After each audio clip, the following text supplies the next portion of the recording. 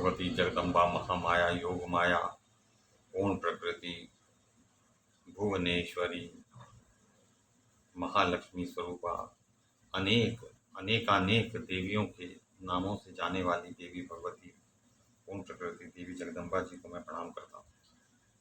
तो हम पढ़ रहे हैं कि देवी जगदम्बा के योगेश्वरी देवी के महामंत्र का उपदेश दत्तात्रेय जी ने एक वीर को दिया। दत्तात्रेय जी उसी समय वहां आ गए थे संयोगवश, और भगवती के इस महामंत्र को त्रिलोकी का तिलक कहते हैं। अब ये मंत्र तो यहाँ दिया नहीं है, इसलिए हम ये नहीं जान सकते कि वो कौन सा मंत्र था जिसके प्रभाव से राजा एक वीर को सब कुछ जानने एवं सर्वत्र आने जाने की आवागमन की योग्यता प्राप्त हो गई और वे कालकेतु के अत्यंत दुर्गम नगर पर पहुंच गए। तो कालकेतु के दूतों ने कालकेतु को समझाया, कहा कि राजन, इस कामिनी के साथ एक यशोवती नामक स्त्री आ रही है। तो ये तो वही सखी है यशोवती एकावली की, तो वो उसके साथ कोई एक राजकुमार भी है। महाराज, ये पता नहीं है कि वह इंद्रपुत्र जयंत है कि अथवा शंकर कुमार कार्तिकेय। एक बड़ी भारी सेना लेकर बल के अभिमान से मत हुआ वह आ रहा है। राजेंद्र, अब आप सावधान हो जाएं, युद्ध का अवसर सामने आ गया है। उस देवपुत्र के साथ युद्ध कीजिए अथवा इस कमल नयनी से स्नेह छोड़िए। और राजन, शत्रु सेना निकट आ गई है, केवल 3 ही योजन दूर है। तो एक योजन में 4 कोस होते हैं, एक कोस में 1.5 किलोमीटर होता है। तो 3 योजन में 3 × 18, 6 से गुणा कर दें योजन को तो किलोमीटर निकल आते हैं। तो 18 किलोमीटर दूर रह गई है। आप शीघ्र सजग हो जाइए, रणदुंदुभी बजाने की आज्ञा दे दीजिए। तो व्यास जी कहते हैं, दूतों की बात सुनकर कालकेतु क्रोध से मूर्छित सा हो गया। उसके पास बहुत से राक्षस शस्त्रधारी सैनिकों के साथ विद्यमान थे। उनसे उसने कहा, राक्षसों, तुम सब लोग हाथ में अस्त्र शस्त्र लेकर शत्रु के सामने जाओ। और उस समय कालकेतु ने बड़ी विनम्रता के साथ एकावली से कहा, तनवंगी, यह कौन आ रहा है? तुम्हारे पिता हैं अथवा कोई अन्य पुरुष? कृशोदरी, तुम्हें लेने के लिए सेना सहित आने वाले इस व्यक्ति का सच्चा परिचय बताने की कृपा करो। संभव है तुम्हारे पिता विरह से आतुर हों, तुम्हें लेने के लिए आ रहे हों। यदि मैं जान जाऊंगा कि ये तुम्हारे पिताजी हैं तो मैं संग्राम नहीं करूंगा, बल्कि उन्हें सादर घर पर ले आऊंगा और रत्न वस्त्र और सुंदर घोड़े भेंट देकर उनका स्वागत करूंगा। मेरे घर पधारने पर सम्यक प्रकार से उनका आतिथ्य सत्कार होगा, और यदि कोई दूसरा राजा होगा तो तीखे तीरों से उसके प्राण हर लिए जाएंगे। यह निश्चय है कि महात्मा काल की प्रेरणा से मरने के लिए ही वह यहाँ आ रहा है। अब कालकेतु सोच रहा है कि कोई मानव होगा, और वो कालकेतु तो दानव है और उसके सैनिक राक्षस हैं, तो जो कि सामान्य मानवों की अपेक्षा सहस्त्रों लाखों गुना अधिक शक्तिशाली होते हैं। तो विशालाक्षी, बताओ, मैं साक्षात काल हूं, मुझ में अपार बल है, मुझे कोई जीत नहीं सकता। मेरे इस प्रभाव को न जानकर किस मूर्ख का यहाँ आना हो गया। वो ये समझ रही है कि उसकी जो सखी एकावली है वो आक्रमण करने के लिए किसी को लेकर आई है, वो सही समझ रहा है। एकावली ने कहा, महाभाग, मैं नहीं जानती कि इतनी शीघ्रता से ये कौन आ रहा है। अभी तक किसी को भी यह ज्ञात नहीं है कि मैं तुम्हारे यहाँ बंधन में पड़ी हूँ। ना तो ये मेरे पिता हैं, ना मेरे भाई। दूसरा ही कोई महान पराक्रमी पुरुष हो सकता है। किस उद्देश्य से वह यहाँ आ रहा है ये तो मैं नहीं बता सकती।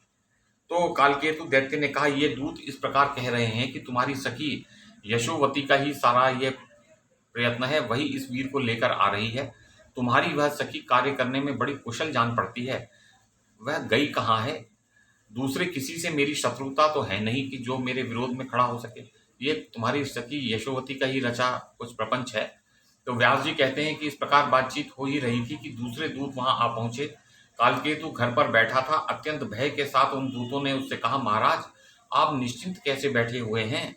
अब शत्रु सेना बिल्कुल सन्निकट आ पहुंची है। आप एक बहुत विशाल सेना के साथ शीघ्र नगर से बाहर पधारिए। दूतों की बातें सुनने के पश्चात महाबली कालकेतु तुरंत रथ पर सवार होकर अपने नगर से निकल पड़ा। इतने में प्रतापी एक वीर भी घोड़े पर चढ़े हुए सामने आ पहुंचे। अब इन दोनों में इस प्रकार युद्ध छिड़ गया मानो इंद्र और वृत्रासुर लड़ रहे हों। तो इंद्र और वृत्रासुर का युद्ध बड़ा प्रसिद्ध है, जिसमें अनेकों दिव्यास्त्र का प्रयोग हुआ, और यहाँ पर भी युद्ध आरंभ होने पर भांति भांति के अस्त्र शस्त्र चलने लगे। उन अस्त्रों से दिशाएं चमकने लगी। उस समय कातरों के हृदय में महान भय छा गया, आतंक छा गया। तदनंतर एक वीर ने गदा मारकर कालकेतु के प्राण हर लिए। तो एक वीर ने गदा ऐसी मारी कि कालकेतु दानव मर गया। वह दानव इस प्रकार पृथ्वी पर गिरा मानो वज्र का मारा हुआ पर्वत हो। कालकेतु की मृत्यु होते ही शेष सभी राक्षस भागकर जहां तहां छिप गए। भय से उनका कलेजा कांप रहा था। तब यशोवती शीघ्र ही एकावली के पास जा पहुंची। उसके मन में असीम आनंद भरा था। उसने मधुर वाणी में एकावली से आश्चर्य युक्त वचन कहा, सखी इधर पधारो। देखो, यह दानव महाभाग एक वीर के प्रयास से सदा के लिए सो गया। ये एक वीर बड़े बुद्धिमान पुरुष हैं। इन्होंने बड़ी ही कठिन लड़ाई लड़ी है। इस समय वे राजा एक वीर अत्यंत थक जाने के कारण बाहर द्वार पर ही विराज रहे हैं। उनके मन में तुम्हें देखने की प्रतीक्षा लगी हुई है, कारण कि तुम्हारे रूप और गुणों की बात वे सुन चुके हैं। राजकुमारी, उन परम सुंदर राजकुमार को देखने की कृपा करो। इन परम सुंदर राजकुमार से तुम्हारे विषय में मैं गंगा तट पर बात कर चुकी हूँ। बातचीत के प्रभाव से ही वे तुम पर पूर्ण अनुरक्त हो गए हैं और तुमको देखने के लिए अत्यंत उत्सुक हैं। यशोवती की बात सुनकर राजकुमारी एकावली के मन में जाने की बात तो जच गई, परंतु अभी वह कुमारी थी। किसी पुरुष से उसका संपर्क हुआ नहीं था, इसलिए भय से वह घबरा उठी और उसने सोचा, मैं एक कुमारी कन्या कैसे राजकुमार का मुख देखूंगी।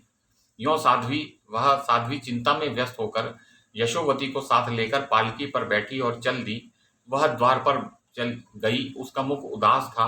वह मैली साड़ी पहने थी। विशाल नेत्रों वाली राजकुमारी आ गई। यह देखकर राजकुमार एक वीर ने उससे कहा, तनवंगी, दर्शन दो, तुम्हें देखने के लिए मेरे नेत्र प्यासे हैं। एक वीर अत्यंत आतुर थे और एकावली लज्जा से गड़ी जा रही थी, क्योंकि एकावली की साज सज्जा ठीक नहीं थी। वो मैले कुचैले वस्त्र इत्यादि पहने थी। तो यह देखकर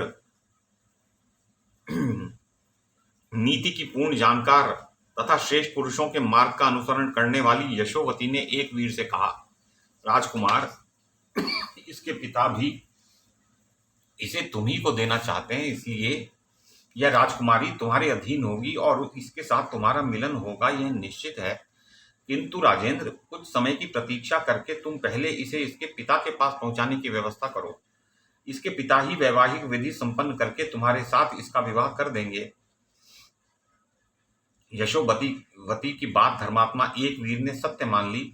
अतः यशोवती व एकावली को साथ लेकर वे सेना सहित राजा रैभ्य के स्थान पर गए। पुत्री के आने का समाचार सुनकर रैभ्य प्रेम पूर्वक मंत्रियों के साथ उसकी अगवानी के लिए आगे बढ़े।